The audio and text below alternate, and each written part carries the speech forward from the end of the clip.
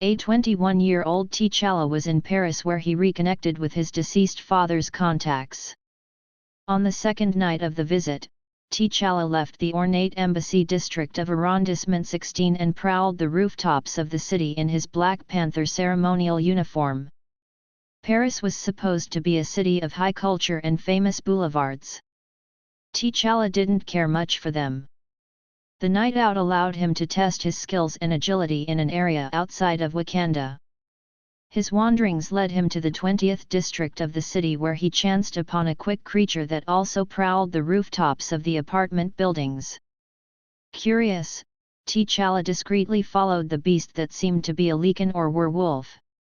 The beast leapt effortlessly from building to building and with a speed that the ordinary human eye could not capture. Eventually the beast left the poor immigrants of the 20th district and made its way to the left bank of the river Seine that flowed through Paris. The beast was now in the 6th arrondissement that was an intellectual hub in the city. A 4-story building was the destination of the beast and it entered through a back door. T'Challa went to the front of the building and read the golden sign that was engraved in the wall. The sign was in French and was translated to mean a gentleman's club. T'Challa waited 2 hours in the darkness on the other side of the street until someone finally left the club. A Rolls-Royce drove out of an underground parking lot and glided up the street. T'Challa followed the vehicle which took him to a 5-star hotel. T'Challa activated the molecules in his attire which turned the uniform into a formal jacket and tie suit. He called his embassy via a Kimoyo and asked them to monitor police reports from the district that the beast appeared. A lanky man emerged from the Rolls-Royce and his scent matched that of the beast. His hair was dark and short. The eyes were large, round and blue. An aristocratic tone exuded from his mannerisms. And then there was something else about the man that T'Challa could not put his finger on at the time. The mystery had to deal with the worldliness that shot out of the man's gaze. T'Challa only saw such a magnitude of the worldliness from the elders in Wakanda. All the while, the man appeared to be in his early 30s. T'Challa got within a few strides of the man as he entered the hotel. T'Challa received a message on his Kimoyo. It indicated there was a report of a grisly murder in the district and a strange creature was heard. T'Challa concealed his anger and followed the man into an elevator. They were alone and T'Challa thought of a few ways to glean information from the man. The man punched in the 19th floor and T'Challa pressed the 21st floor. "Night out?" asked T'Challa. The man looked quizzically at him and asked, "Nigerian?" "Wakandan," replied T'Challa. "From Africa too?" "Yes," replied T'Challa. "Are you into oil or diamonds?" "Sometimes both," replied T'Challa. The man's accent was not European or American. It was not even from a developing nation. "Where are you from?" asked T'Challa. "Around," replied the man. "Well, I took a stroll around Paris tonight," said T'Challa. "I was missing that edge today." "What do you mean by edge?" the man asked. "The feeling of the hunt when the adrenaline is pumping," replied T'Challa. "Not much to hunt in Paris other than women," said the man. "What is your name by way?" asked T'Challa. "Dominic, and you?" T'Challa. "Maybe we will meet up again tomorrow." "No. I'm leaving shortly." "Too bad, I have a group of friends who like the hunt as you put it."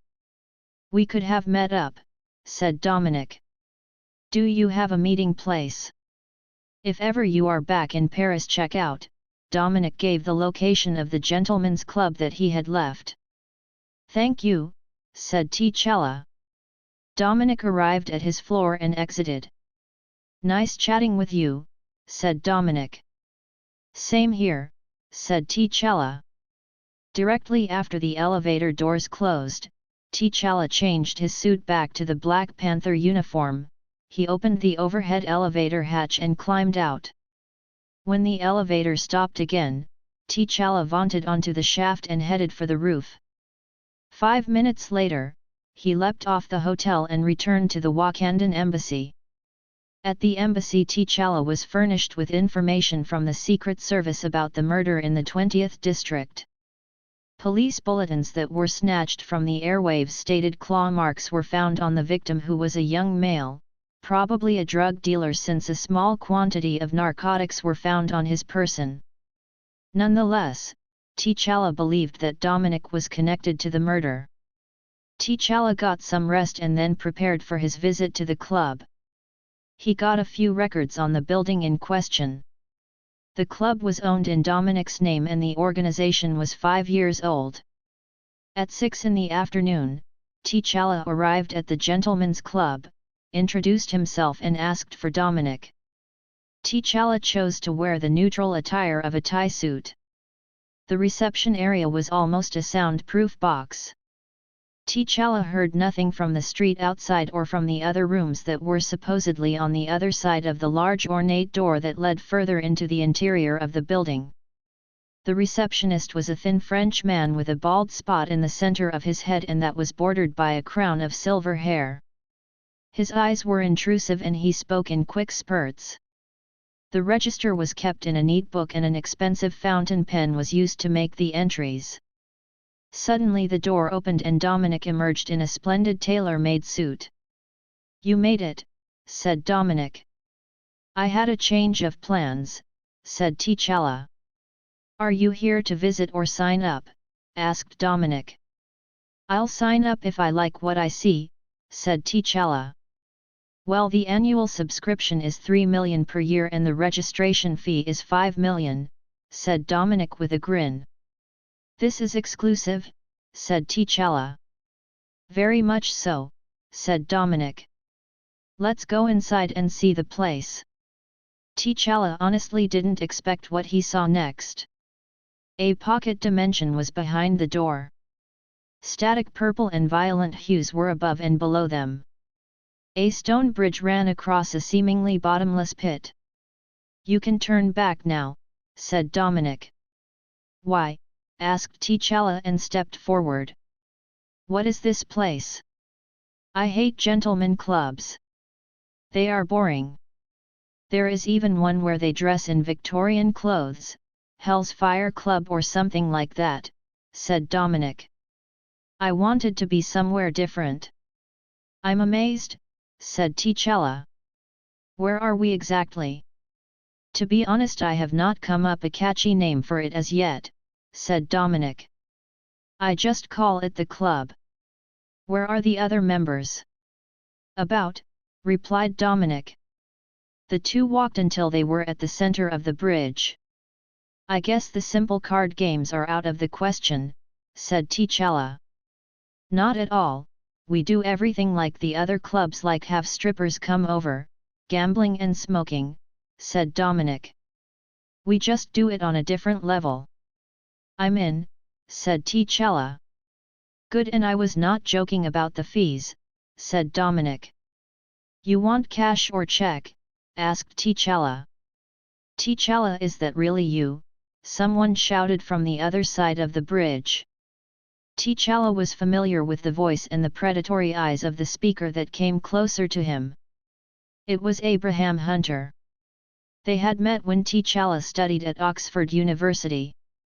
His British accent was still heavy. "They are letting anyone into the club," said Abraham.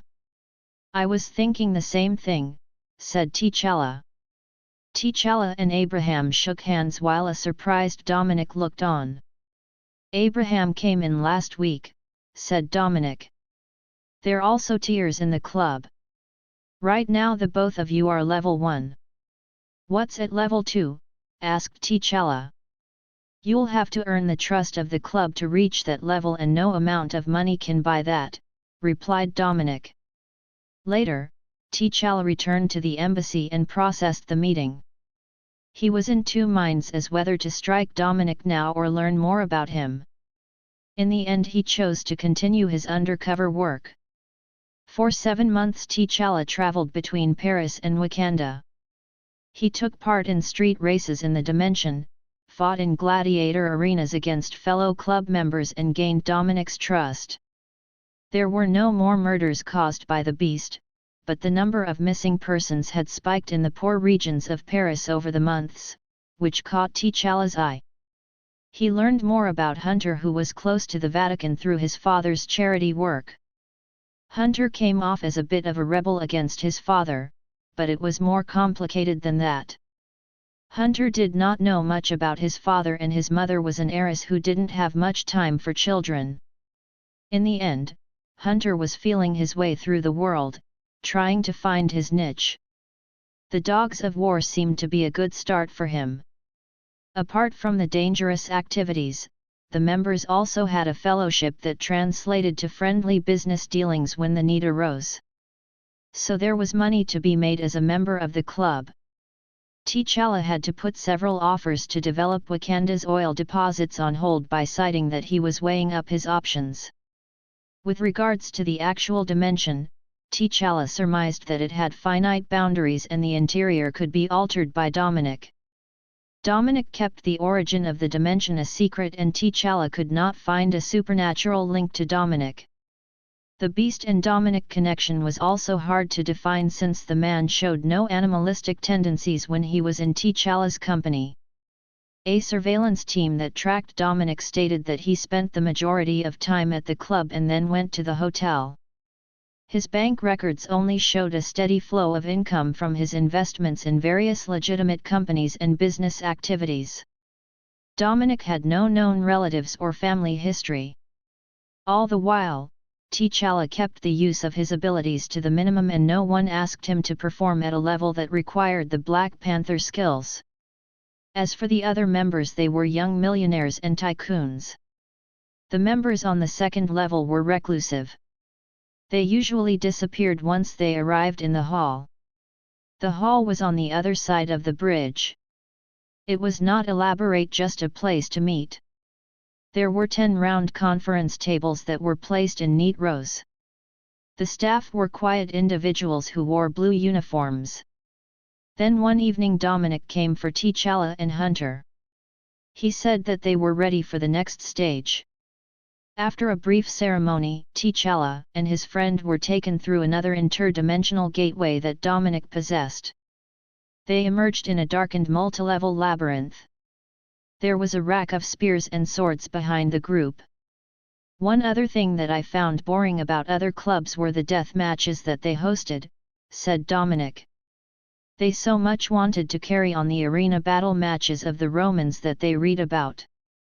In reality, the nobles of Rome were not merely spectators, since at night they hunted the plebeians in the city. T'Challa, you said that the hunt gave you the edge. Well, here is your opportunity. You have to be much clearer, said T'Challa, sensing that he was close to his objective. I'm going to give you a drug that will transform you into this, said Dominic, and he changed from a man into a furry beast in the blink of an eye. He stood on his hind legs and snarled at the unmoved T'Challa and Hunter. You will hunt and kill the people who I bring to this place, said Dominic in a heavy voice. T'Challa was correct that the beast resembled a werewolf. I have no problem with that, said Hunter. Do your other clubs have the same offer? Asked T'Challa. Dominic returned to a human form and in the same tailor suit. Of course, he replied. T'Challa was in a dilemma. He had the evidence, but how would he escape the dimension with Dominic? Dominic took 2 pills from his pocket. Who will be first?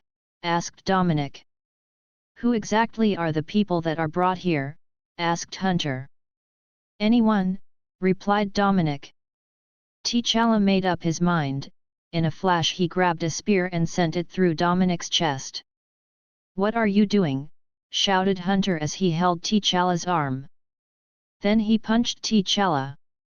The Black Panther responded with a sharp elbow to Hunter's rib cage, which knocked the man to the side. As T'Challa expected, the dimension was controlled mentally by Dominic, and the trauma of the attack made the dimension unstable. The group returned to the first level, which was also unstable as the ground and bridges wobbled. The members ran for the door. Hunter attacked T'Challa and in the melee Dominic disappeared.